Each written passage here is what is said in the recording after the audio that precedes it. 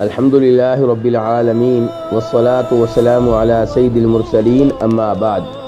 دین اسلام کامل اور مکمل ہے۔ کعبہ جو کہ اللہ کا سب سے عظیم گھر ہے، اس کے آداب بھی شریعت نے بتا دیے ہیں۔ اسی لیے نبی علیہ الصلاۃ والسلام فرماتے ہیں، بخاری شریف کی حدیث ہے کہ پیشاب پخانہ کرتے ہوئے قبلہ کی طرف، کعبہ کی طرف نہ منہ کیا جائے نہ پشت کی جائے۔ یہ کعبہ کے آداب ہیں جو نبی علیہ الصلاۃ والسلام بتا رہے ہیں۔ پاک و ہند میں یہ سمجھا جاتا ہے کہ عام حالات میں جب انسان لیٹا ہوا ہو یا بیٹھا ہوا ہو اور اس کے پاؤں کعبہ کی طرف ہو جائیں تو یہ کعبہ کی بے ادبی ہے۔ لیکن گزارش یہ ہے کہ یہ چیز قرآن و حدیث سے نہیں ملتی۔ اگر کسی آدمی کا دل نہیں مانتا اور وہ اپنے پاؤں کعبہ کی طرف نہیں کرتا تو اس میں کوئی حرج نہیں ہے، لیکن اگر کوئی اور کر لے اسے بے ادب کہنا، گستاخ کہنا یہ مناسب نہیں ہے، کیونکہ یہ آداب جو قرآن و حدیث سے ثابت نہیں ہیں، یہ ایک آدمی سے دوسرے آدمی تک، ایک گھر سے دوسرے گھر تک، ایک محلے سے دوسرے محلے تک، ایک شہر سے دوسرے شہر تک، ایک ملک سے دوسرے ملک تک مختلف ہوتے ہیں۔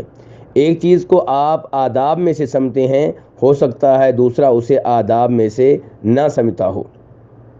آپ یہ دیکھیے کہ نبی علیہ الصلاۃ والسلام کی یہ سنت ہے جس پہ آج بھی مساجد کے ائمہ کرام عمل کرتے ہیں کہ وہ نماز کے فوراً بعد اپنا چہرہ نمازیوں کی طرف کرتے ہیں اور ان کی پشت کعبہ کی طرف ہوتی ہے۔ اور ایسے ہی جناب بلال کے بارے میں یہ مشہور ہے کہ انہوں نے کعبہ کی چھت پہ کھڑے ہو کے اذان دی تھی۔ اب انہوں نے اپنے پاؤں کعبہ کی چھت پہ رکھے تھے۔ بخاری شریف کی وہ حدیث جس میں اسراء و معراج کا واقعہ ہے، اس میں یہ بھی آتا ہے کہ نبی علیہ السلام فرماتے ہیں کہ میں نے ابراہیم علیہ السلام کو دیکھا، وہ اللہ کا وہ گھر جو آسمانوں پہ ہے اس کے ساتھ ٹیک لگا کر، پشت لگا کر بیٹھے ہوئے تھے۔ تو کہنے کا مطلب یہ ہے کہ کعبہ کی طرف پاؤں کرنا، اسے پاک و ہند میں معیوب، بے ادبی اور گستاخی سمجھا جاتا ہے، لیکن دنیا کے دیگر ممالک میں ایسا نہیں سمجھا جاتا۔ تو اس لیے یہ آداب اپنے تک محدود رکھنے چاہیے، انہیں دوسروں پہ چسپاں کرنے سے گریز کرنا چاہیے۔ آپ دیکھ لیں، ایک گھر میں بچے والد کے ساتھ ایک چارپائی پہ بیٹھنا بے ادبی سمجھتے ہیں، اور ساتھ والے گھر میں بچے والد کے ساتھ کشتی کر رہے ہوتے ہیں اور اسے معمول کی بات سمجھتے ہیں۔ تو کہنے کا مطلب یہ ہے کہ ایسے آداب ایک آدمی سے دوسرے آدمی تک، ایک شہر سے دوسرے شہر تک، ایک ملک سے دوسرے ملک تک مختلف ہوتے ہیں۔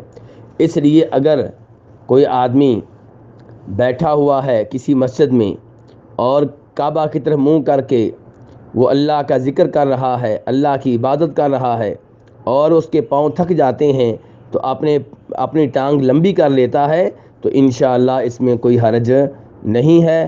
واللہ تعالی اعلم۔